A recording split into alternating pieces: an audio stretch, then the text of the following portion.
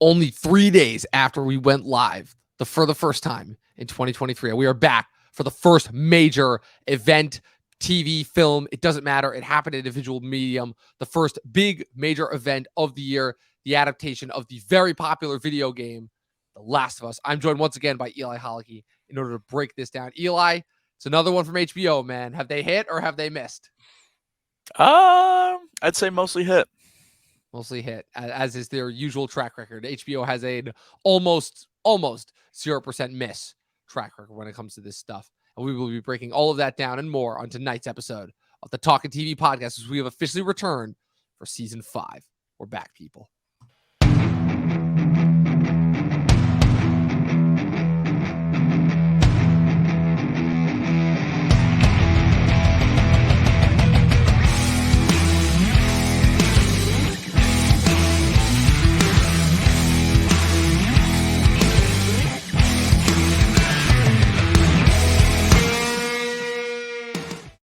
What is going on, people? Welcome back. It is a Sunday night. It is the Sunday night of Martin Luther King Day weekend. I understand that the Bills and the Dolphins had a violent game earlier today. We are officially back into the pop culture swing of things. And so naturally, it makes sense that we are getting started already. The 2023 is already coming at us with violence. Although this situation may not be as violent as we think it is with a video game adaptation that already at the gates might be the greatest video game adaptation that's ever existed. Like, I think that's a fair thing to say in order to start this conversation. I mean, the bar is not exactly that high to begin with, but at the very least, you know, it leaves a little bit to be desired, a little bit more than usual when something comes out that's actually pretty good. So I wanted to welcome everybody. Welcome to the chat. We haven't done one of these like immediately after the show premieres live streams in a while. I believe that the last one that we did one of these for was House of the Dragon well back in August. I know that we also did this last year for the Better Call Saul finale. So we stayed up again. HBO, their big premiere event. They premiere these things like movies. It comes on at 9 p.m. It's an hour and a half long. It's an extra long one. But I will say, for my money, the smoothest flowing one of these yet. We watch the whole thing, and we sit down now to podcast about it. You know, after a year where HBO had arguably one of the best years they've ever had. Eli, what were your initial thoughts after watching The Last of Us? My initial thoughts were just a sigh of relief, I can say, just because, wow, like they actually got it right. They're faithfully adapting it, which I was, obviously when you hear that they're going to do these remakes of, these popular brands or IPs, there's always a little doubt nowadays, like, how much are they going to change and, things like that. But I'm very, very pleased with what I just watched. And I have a really solid feeling that it's going to continue all the way throughout the show.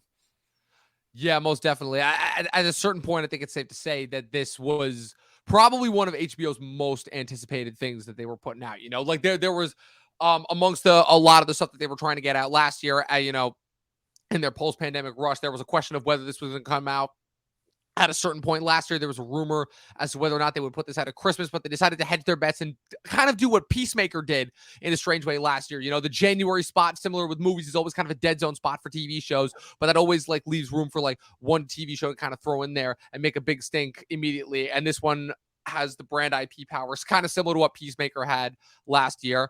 Derpy 501 has a question. Good evening to you as well. Waiting for you when you eventually ask it. But so HBO put this in a spot where they kind of knew they were going to get the most amount of eyes on them because there's not much else to watch right now. You know, I think Tulsa King on Paramount Plus just wrapped up. So, what's it called? So my question for you, my next question for you, Eli, is so as somebody who has actually played the video games, I think it's safe to say that I've made it very known that I do not play the video games. I want you to break down essentially like kind of the plot wise as far as like step by step, give a basic summary, because basically what I'm trying to get across is that the only thing that I know about this game is that it is a post-apocalyptic scenario where it's another kind of virus outbreak, and there are these two characters named Joel and Ellie. And I learned some of the other characters' names that appeared in this premiere. But essentially, tell me what is coming next. Tell me what we are in for here as far as what the game is about. You're in for an emotional roller coaster. That's all I have to say. Basically, I mean, the first episode sets it up fantastic. I think that they picked a great spot in the overall like plot to leave off. You know, they showed you the whole, pretty much everything you need to know kind of going into this. Like, yeah, the world sucks. Which, fun fact, the virus that they actually kind of talked about is actually based off a real world virus that like affects like bugs and like I think specifically ants, but which kind of is really creepy because yeah, so they, I mean, was geez, I don't even know what to say. There's just so much that you're in for. It really is just, there's so many highs and lows in this story. There's so many times where it just tugs at your heartstrings. I mean, plot wise, they said it. They're going out west. Apparently, Ellie, the little girl, apparently was bitten by one of these zombies. What they call them, clickers, basically, because of the noise they make to kind of track people. She was bitten, and we saw the scar on her arm, right? But she did not turn into one of those things, which is apparently unknown to like the civilized world. And so the Fireflies, is that organization that, is like terrorists against the government, Yeah, basically. freedom fighters, basically. Right. Feel like they have some important use for her out west, and trying to say as much as I can without spoiling it. But that's basically the synopsis. So their goal is to take this little girl out west, and yeah, I mean, there's a lot of, I mean, not really much of a spoiler, but there's going to be some obstacles. So Yeah, definitely. Yeah, it sounds like a structure that's been utilized in stories before, but one that usually, when done well, kind of yields results. I'm starting to see now where a lot of influences from Logan came from as well, and how this is like kind of the modern 21st century version. And of course, it helps, with Pedro Pascal kind of already doing stuff like that on The Mandalorian every time he shows up on that show. But yeah, so for my money, at least, as far as what I got from it was, I'm like, okay, other than like kind of the looming kind of overhanging pressure of the measuring up to how well the video game is, because obviously I knew that this was a very well beloved video game. I enjoyed it for what it was. It was a good pilot. It sets up its story well. I think it does a great job of introducing and spending enough time with its characters.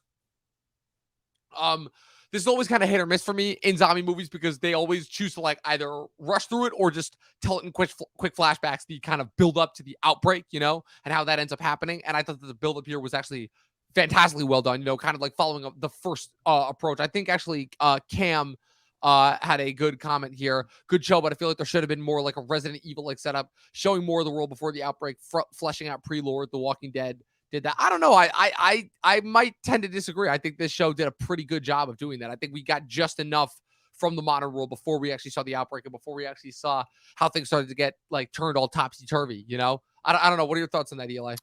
personally, I kind of agree with you. I think that there wasn't really a whole lot to show. It's just 2003 Texas. Yeah. I think they utilize like the their local town really well, kind of helping to kind of give Right. Joel's daughter more of a character, because in the games, or in the game I should say, they really jumped right into it, where she basically stayed home his entire birthday there, and then he kind of just ran home and got her, put her in the truck, be like, there's something happening and we got to get out of here. So they definitely built it up a lot more, and I really liked it. Even like the subtleness of like it, they purposely had like the granny in the background, like out of focus, but you could see her tweaking out, like the dog was scared of her. It Yeah. was like Yeah, they're doing it. certain like predictable things, just like based off zombie things and like horror things, Yeah. where it's like I see the grandma twitching in the background. I'm like, oh, she's got it. I'm Yeah, like, but if she's you're gonna be asking me, personally, I think they built it up better than the game, because the game they almost kind of just chuck you right into it, right. and then Well, yeah, I I mean, mean, that would make sense as far as like the differences between video games and such. Video games, you yeah, want to drop somebody directly into the action so they can just like get to shooting. right.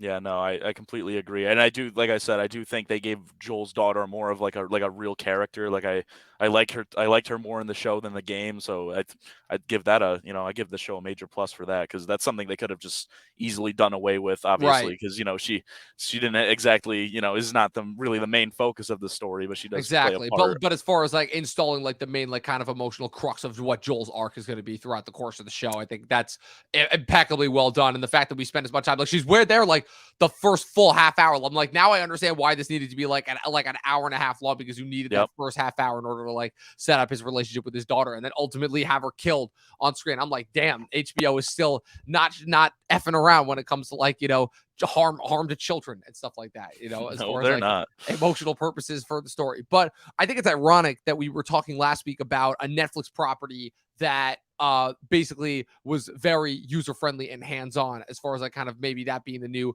approach to certain of these shows. And now we're covering a show that is simply an adaptation of a video game told in however many episodes this is going to be. I don't actually know how many episodes this is going to be. I don't remember if it's like 8 or 9 episodes, but basically I do think it is kind of ironic that is the case. If I'm just wondering how many more of like these kind of user friendly things we're going to see throughout it in the future. I don't know. How do you think that measures up? No, I'd agree. I don't think there's really much to discuss there. I mean, It's just, we're hitting a new age, hopefully. Hopefully. Yep. All right. So, Eric, how do you guys feel about them taking away the spores and airborne element to the virus from the game? Isn't that in there? I thought that's basically how they said that how it spreads, Oh, well, you're a little in the dark, but well, because I'm assuming it spreads through multiple ways. Like you had the initial way in which the spores got into the initial hosts, and then after a while, it's like, okay, they're just biting enough people, and that's how it spreads. Like a typical zombie thing. Yeah, I don't think they really took away the spores element, because there was that one part where they were kind of going through the sewer and they found like the person that was like kind of virusified to the against the wall, right, basically. Against the wall. And I think in their like there are parts in the game where you might come across something like that, and there might be like little spores in the air, and usually people like kind of they have like these little radars to kind of detect them and to know if the air is safe to breathe, so then they put on masks. As is seen at the end when what's her name, when the sister Tess, what's it called, not the sister, his partner Tess, scans Ellie's arm and sees it's negative. My next question for you is, because like I said, this is pretty much just going to be like me bouncing questions off you, because again, I have not played the game. The only things I know are Joel and Ellie. But what's it called? So my question for you is, how are they going to adapt this? Is this only going to be one set of 9 episodes, or is this going to be, you think, going to be a multi-season show in order to cover the sequel game as well, Last of Us Part 2? Well, personally, I think just by the way this started, I think it's going to be successful. I think they're going to do things really, really well. Right. They already are doing things really, really well. And even the tiny tweaks they make are just like, I get it. It's just because you're putting it to a TV show. It's a different medium.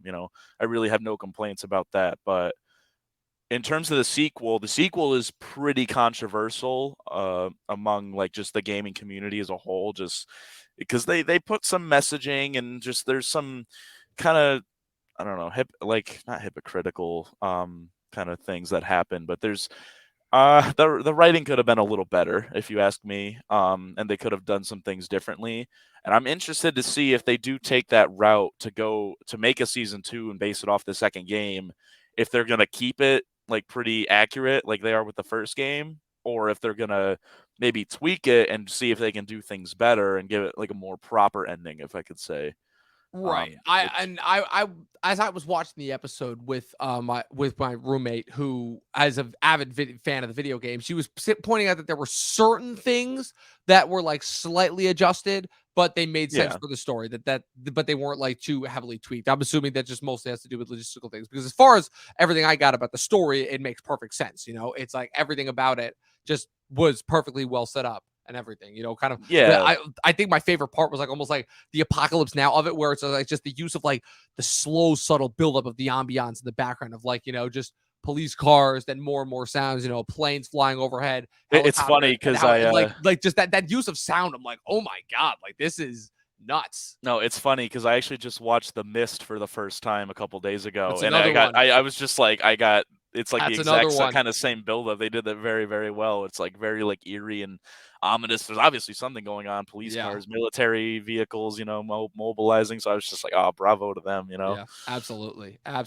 Could not agree more. I love that part of it. I like how the what's it called? There was like you had a progressive build to it, because my biggest problem with watching things like The Walking Dead was always how like they would kind of halfway show like the apocalypse, but like they were also like so small budgeted that like you can never get a sense of like the grand sweeping scope of it. Here, I liked it we had like a decent amount of time that we spent in the modern day before we do the 20-year cut ahead to the apocalypse, and it's like the build to it as well, where we start with like the smaller sets that like still look like just massive buildings and everything, and then when it ends, when they're going into that like desolate everything's city, on fire. Everything's on fire, but also like the two like giant crossing buildings that show obviously the power of HBO's VFX department. But like there's a progressive build into this world, you know, that like allows you to kind of go along on the journey with the characters. I really, really like that, you know, kind of Oh, that sense of 100%, yeah. visual scope. It adds a little bit more of like a sense of lore and mythology to it, making it more something along the lines of like a Resident Evil rather than something that like, you know, just a Dawn of the Dead, where it's like just a simple survival structure. You know, I'm assuming it also, yeah. Yeah, and I just think it's kind of funny because the whole premise of The Walking Dead is they're trying to make it to the safe haven, but in The Last of Us, they're leaving the safe haven, Right. to, you know, because it's just, you know, To and possibly find obviously another safe haven. things suck. I mean, in that situation, whether you're you know, on the side of the government or Yeah, you know it doesn't the matter. people, It's just it's a everyone for hopeless himself. situation. Yeah, it's an Yeah. everyone for himself kind of a thing, you know? They basically say it. And I love how the opening scene of this episode 2 has the gall to be like, it's three scientists talking about how global warming is basically causing all this. And I'm like, well, it's 2023 right now. So when are we going to expect, you know, mushroom zombies to start attacking us? You know, I'm kind of just waiting for that to happen at this point, you know? Who even It's like, knows? I mean, we've had so many different classes of zombies before, but I think this is a new one, you know, mushroom zombies, or what are they, clickers or whatever? Yeah, because I mean, I won't like spoil like everything there is about them because I think kind of seeing their progression in the world and kind of how they're introduced to us is really interesting. But basically, kind of the evolution of the virus, it slowly kind of turns you into a mushroom, basically. Because, like I said, Oh my God, so I was right. it's based off of a real fungus. Like I said, I think it's among ants. Don't quote me, but I'm pretty sure at least some kind of insect. But basically, it infects them, and then they die, and then mushrooms sprout out of them, and then it's those spores that infect nearby ants to continue the virus, basically. Got And it. they basically took that and applied it to humans. Only they kind of missed the part where they just fall over and die and turn into mushrooms. They This turn time, into like, zombies, and then eventually, when their bodies completely decompose, they become the mushrooms. right. But not only that, they like we haven't seen like real clickers. We've seen like humans infected, like the early stages, Right. but you eventually do go blind and they like make this clicking noise for like echolocation kind of thing to Oh, help okay. Got it. help track things, and that's how they kind of find their You know, prey, it's if you funny. will. So that means there's another movie franchise that kind of ripped that off from this game, A Quiet Place. You know, the aliens from A Oh Quiet yeah. Place. Kind of Yep. like the way that they like kind of, you know, with the way they're Yep. designed with like the what's it called? With the way that like their heads open up, you know, for like the echolocation thing. You know, this is Yeah, you can there. absolutely draw parallels to that. I saw like some eerie similarities to that. You know, I thought that was really cool. I'm not gonna lie, there was a part of me where I thought that his daughter in the beginning was gonna turn into a clicker, but honestly, like I don't know, a simple gut shot. I'm like, oof. I don't know which would have been worse, but either way, it's like that Killed by a already human. shows that we're in for a rough time going Oh forward. yeah. Yeah. Yeah. As far as within the canon of HBO shows, because how many shows have we reviewed together so far? Succession, we've got Barry. You watched Watchmen when that came out, I'm guessing, back in 2019. I did not actually. Okay, did you watch Chernobyl? I did. Okay, yeah. So Chernobyl is on there. You know, HBO's got a pretty solid track record when it comes to this stuff. You know, they clearly have showed time and time again that they have good instincts with shows and that they know what they're doing. And so naturally, it seemed like this one was going to be a little bit worrisome. But considering the fact that the creator of the game himself, Neil Druckman, was heavily involved in this, I think it's ironic that we state Chernobyl, because the director of Chernobyl, Craig Maizin, is directing the pilot episode of this that we just watched, When You're Lost in the Darkness. So, fun fact, Last of Us was 2 film adaptations were attempted since the game first launched in 2013. What's it called? One that was produced by Sam Raimi that entered development hell, and an animated short film that got canceled, but it received an extensive push forward due to the success of Uncharted. Druckman ensured specific plot points that were included when negotiating a deal with film and TV studios felt more closely connected to Last of Us' creation than Uncharted's, and I guess that shows. In March 2020, television adaptation was announced at the planning stages at HBO, expected to cover events from the first game. Alongside Druckman, Craig Maizin was named to help write an executive produce the series. Excuse me. Oh man, I knew that was coming. While television producer Carolyn Strauss and Naughty Dog president Evan Wells were named executive producers, and Gustavo Santoya, I think that's his name. I'm screwing up the pronunciation. Who worked in the games as the show's composer. And what's it called? Johann Renck, who is Maizin's collaborator on Chernobyl, was announced as executive producer and director on the pilot episode. And then obviously they received delays because of COVID. So it's been a little bit of a long journey to here as well, but one that's paid off, I think, in full, considering that. So as well, yeah. Yeah. So far, this has a 92% on Rotten Tomatoes, which I'm like, based off of, I think, only a few initial reviews. I don't remember if that number's gone down and usually I don't care about Rotten Tomato scores, but this is the one instance where I'm like, huh, it's actually interesting. This is something that like is mostly getting positively reviewed. We always have to covet those when those come out. Cam commenting again, I always found it ironic after playing Fallout, the buildings are more intact 200 years later than 20 years in The Last of Us video game. Each age end of the world environments differently. That is very true. He's right. That is very true. It's a good point. Yeah. No, honestly, he's right. And I mean, you think about modern skyscrapers. I mean, those things they're built to last, so yeah, definitely it makes you wonder. It makes you wonder if it is. So, like, are they ever in New York at any point, or like that city that they're entering at the end? Is that still Boston? They were just leaving Boston. Okay. In the games, actually, I believe they started out in Chicago. Actually, okay. So I wonder Chicago, if they're Midwest. like I said. I think I was talking with you earlier about how I think based on the trailer, it seemed like they might be adding in maybe an extra plot point or two, or maybe like an extra kind of stop or obstacle basically on their journey. So we'll see. I'm interested because there were some characters or kind of situations they were in the trailer where I saw like, okay, I can pinpoint where they are in the plot based on the game. Like I can tell that's character, but then there were some people's like, okay, where do you fit into this? Or maybe they're kind of race swapping or gender swapping a certain character. I don't know. I'm excited to see where they kind of take it, but yeah. So maybe they do stop in New York. I don't think they ever did in the game. So yeah, I know they didn't in the game. So yeah.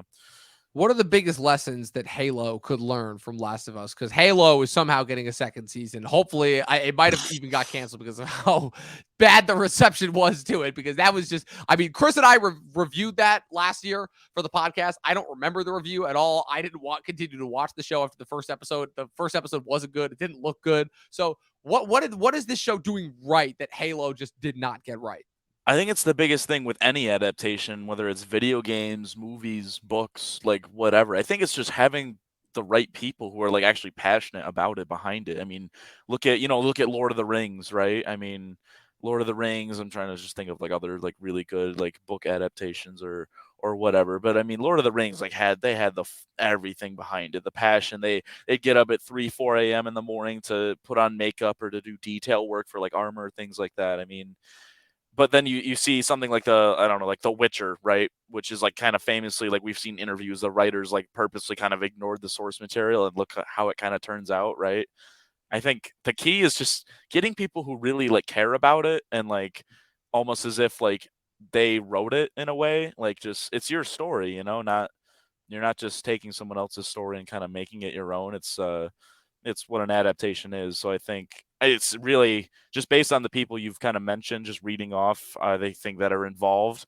It makes perfect sense. Like the president of Naughty Dog, like, who oversaw the production of the game in its full, like he knows what he's doing. He was a big person who was like, oversee, he played a huge role in the development of The Last of Us. And I think it's kind of his baby, so yeah. I mean, that having him that involved definitely shows as well. I mean, the biggest thing also that Halo had going against it is it's like Peter Jackson had been fighting to get that thing made for years, and eventually just the rights went out of his hands when they decided to make it into a TV show. But I mean, you said it yourself; they were consulting people who worked on the games who didn't even work on the good games or something like that. So it's like they clearly were just using that as like a simple paycheck. But this, like you said, Neil Druckman is heavily involved in the creation of this. He wants to make sure that this is done right, and I think it's showing already. It very, very much so is. Like I said, it's made with a careful hand in quality. Every frame is meticulously shot. Every frame is singularly important for the story. Literally, they've literally taken shots like I swear, like frame for frame from the video game, like the scene. I believe it. With Joel and his daughter, where they're ambushed. Your mic just cut out.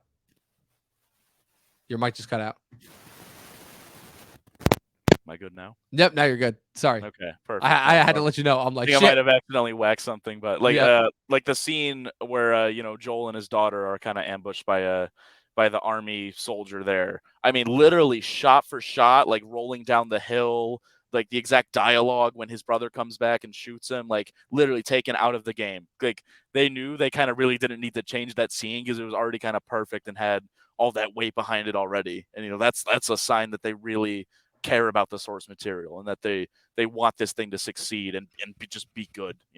Biggest difference for me between this and Halo is that Halo at its best felt like a knockoff Expanse, which I was watching at the same time, except the Expanse had 1/10 of the budget and still looked better and was a better story.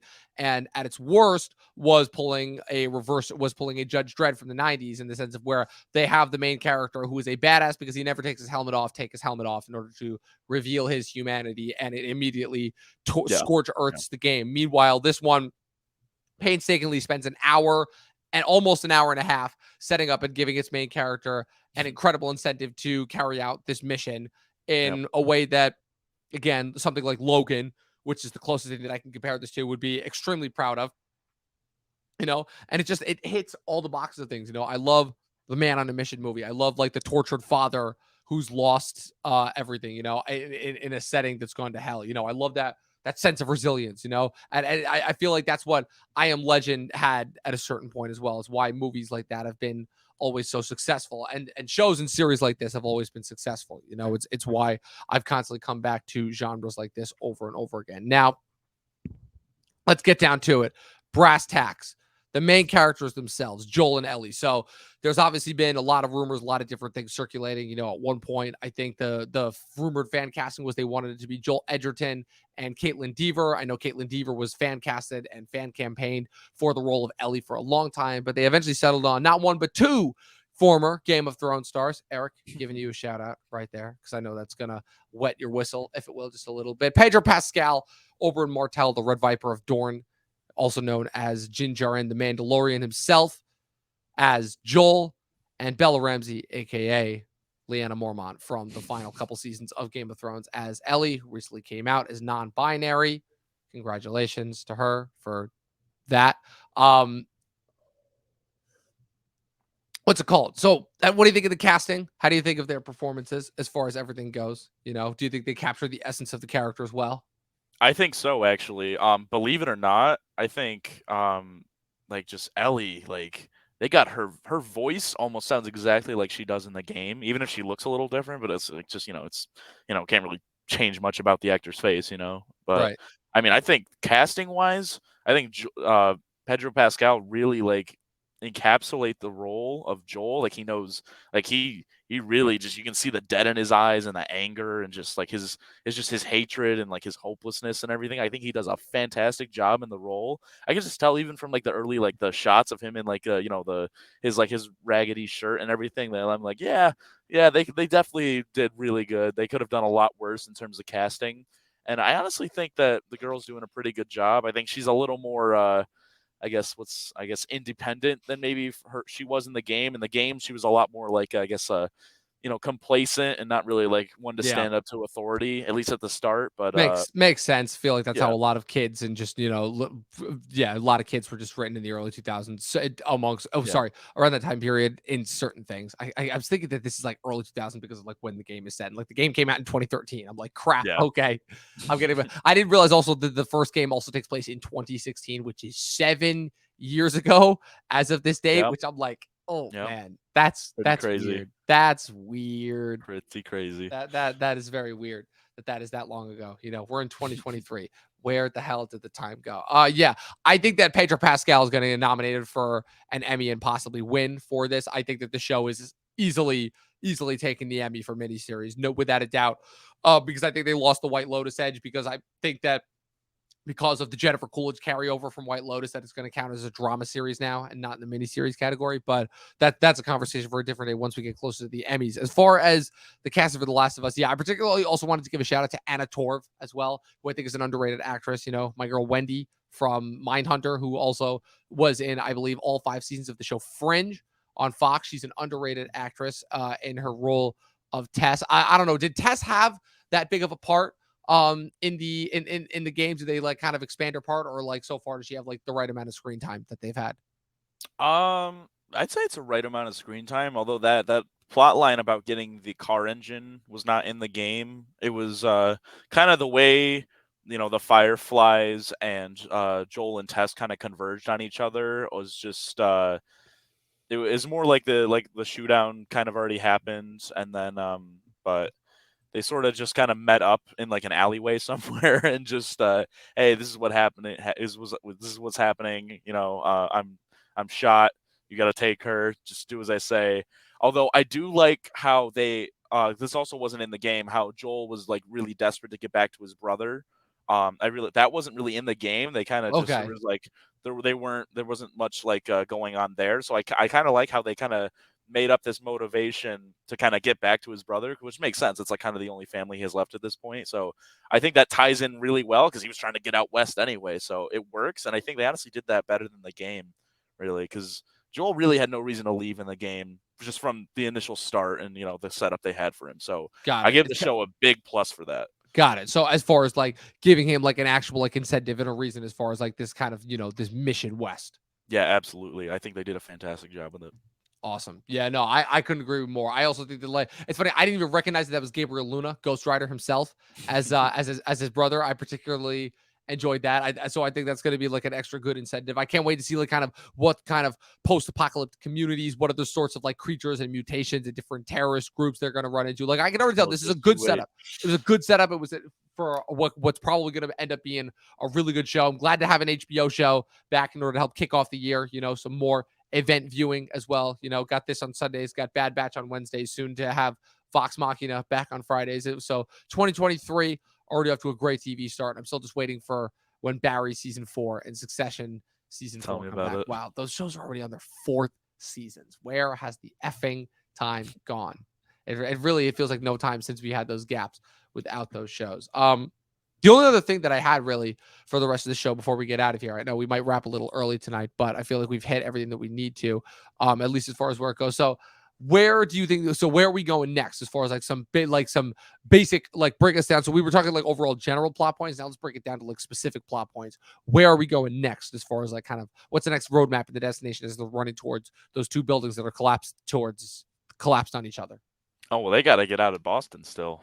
That's, Shit, they're not even that was still they're out of the, the safe zone in Boston, but they're still in Boston. And that alone still presents its own series of challenges without getting into too much. So it's pretty exciting. I mean, next episode is going to be a very iconic moment that like from the game. And they showed a little bit of it in the trailer, and I have confidence they'll pull it off right. Like I said, I mean, what it comes down to with like these these adaptations, regardless of whatever medium it is, I feel like just hitting those iconic moments, especially for the fans, that that really hits home. That's really what's going to make a difference between how far it hits home. So they've hit everything home so far, and even added to some things. Like I said, like they giving Joel more of a motivation to go out west. I think that's they did that better than the game, in my opinion. Like, there's some things here and there, like, whatever. But like I said, any little complaints you could have about it, how it's not like the game, or just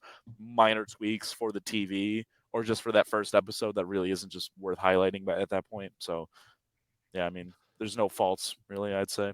The leader of the Fireflies that we saw that was talking to Ellie, who, I don't know, her and her compatriot were like bitten or something. Do we see her again, or no? She's done for since she got bitten by whatever. You will see her again, and they weren't bit; they were shot. Like there was like a shootout. Okay. Yeah, remember how they said? Oh, the shootout with the cops. Yeah. Got it. Yeah. They weren't bitten. The one girl got her ear shot off. I was like, oh boy. I saw that. I'm like, Jesus. Props to the makeup. Oh my god, yeah, that was really, really well done. Yeah, some damn good makeup art. Bravo there. I do agree with that. Yeah, really, even with like the person that was like sporified against the wall there. I mean, fantastic. Yeah, it just furthers my idea that like HBO is doing all of the stories that we wish we were getting in movies right now. Because they're just unafraid to hit any genre, like they always have the highest level of writing no matter what they're doing, the caliber of storytelling that they're just capable of. It's just that they're unstoppable. There's a reason why they're not just. There's a reason why I don't watch TV. I watch HBO. So that's kind of like what my go back to. Well, my well that I constantly return to of reliability. Yeah, I mean, personally, if you ask me, I don't think this would succeed as much as a movie. Obviously, Logan's great. Like, I mean, obviously, Logan. Well, in terms of like it being the perfect format for this kind of a story as well. Like, obviously, again, if this were a film, I mean, it might be good, but they'd probably have to cram in a lot of information. They would have to cram it. Like that opening half hour would probably be like, what, 10, 15 minutes? Something like that, yeah. You probably wouldn't care as much. And just the game, I think, is about 20 hours, maybe like 18 to 20 hours. It's way too much. It's way too much to try and capture. Right. Yeah. I think a miniseries like this is the best way to adapt it. So right. So far we've had, like I said, Kaleidoscope last week. We had this premiering this week. As far as other video game adaptations that are coming out soon, you have the what's it called? I believe it was God of War. Obviously, it was just announced. Henry Cavill signed on for that for Amazon. You also have Netflix is working on the Bioshock film, and I believe Netflix is also working on the Gears of War film, if I'm Oh, I not didn't know that. mistaken. Wow. I may have to double check that, but I believe that is indeed happening. There are also a couple of other ones as well. So obviously the big one also to keep an eye on for the rest of the year is Super Mario Brothers. So as far as them finally seeming to have nailed video game adaptations down, I mean, about time, I guess, is what we can finally say. I Yeah. mean, it certainly seems like things are turning around for the better. No, I completely agree. I think, I mean, I personally have some doubts about the Mario movie, but I think this is at least a big step in the right direction for video game adaptations. I think Amazon, doing God of War, another really beloved series, could really learn some things from this, and I hope they do.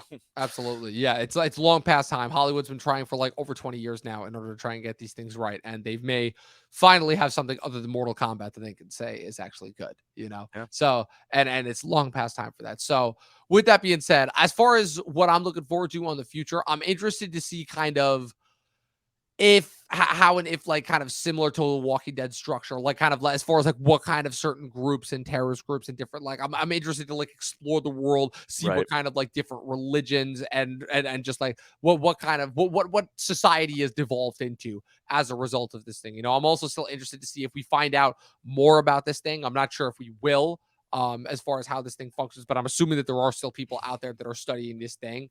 I could tell by that grin on your face that already I'm in for a wild treat there. There's a lot of payoffs, pretty much everything you just said. I mean, society is very different in many different parts that they're going to explore. So Interesting. Yeah. Also, yeah. Set of two characters that are coming up are the characters of Frank and Bill that are survivalists that are living in a small town portrayed by Murray Bartlett and Nick Offerman. You have Melanie Linsky as Kathleen, the leader of a revolutionary group in Kansas City. So we've got a lot to look forward to. You've also got original Joel voice actor Troy Baker portraying James, who's a senior member of Group Settlers. What's it called?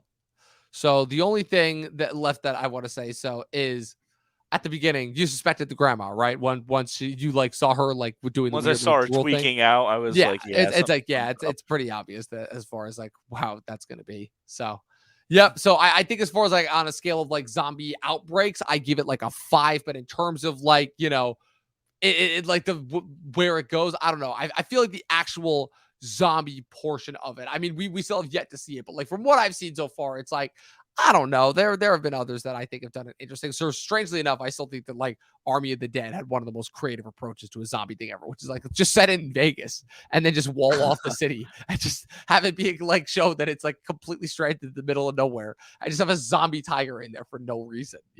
I still think that one's good, but I definitely, and all jokes aside, I think that Last of Us is on a good path forward. So like I said, it's a little bit of a quick episode, but it's an earlier one because it's a late one. And, we have other stuff to do. Like I said, we'll be doing top 10 TV shows and movies the next 2 weeks. So you guys are definitely not going to want to miss that. So Eli, before we get out of here, your final thoughts and star ratings for The Last of Us premiere. Oh gosh, I mean they did a fantastic job. I mean, like I said, minor tweaks that really have no impact on the overall story. I would say they kind of fleshed some more things out that they really honestly didn't need to still kind of have the same effects, but they did just to get that extra emotional payoff or just to kind of have more weight behind the scenes. And I think that it's about as close to a 5 as I can get it, man. It's pretty solid in terms of adapting the game. They're doing it almost perfectly. So Yeah, I would tend to agree with that as well. I really enjoyed my time with this. This is a good pilot, a good premiere. I cannot wait to see what is next and in store for this show. I'm giving this a solid 4.5 out of 5. This is the first solid, easy 4.5 out of 5 that I can give so far for the year of 2023. I think we're off to a good start. I think we've got some good content coming down the line for this year as far as what we can actually pay attention to. Eli, good to have you back on the show, man. We're gonna have you back on sometime soon. Eventually, where can the good people follow you on the interwebs?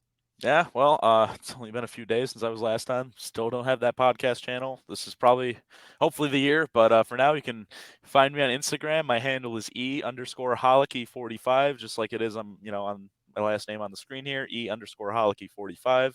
Shoot me a DM. Always happy to talk movies and TV with anyone. I always love hearing people's takes. And yeah, that's all I got for now. Sorry, guys. Absolutely. And of course, you can follow myself and Movie Nerd Reviews across all platforms. Be sure to follow the official Talkin' TV podcast across all platforms. Guys, it was a pleasure. Thank you to all the commentators who joined us tonight. Derpy501st, Eric, Obi-Wan, Toady. Good to see you again, man. Sorry that I didn't check out your comments afterwards. A few new guys, Cam and Mark Riley. It was just okay. Interesting comment there, Mark Riley, if you are who I think you are. But with that being said, that's Eli. I'm Dom. As always, people, subscribe to us on YouTube if you aren't already. This episode will be available on Spotify tomorrow. And as always, 12 seasons in a short film, and watch more fucking movies. We're back, baby. Season 5. We'll see you guys next week.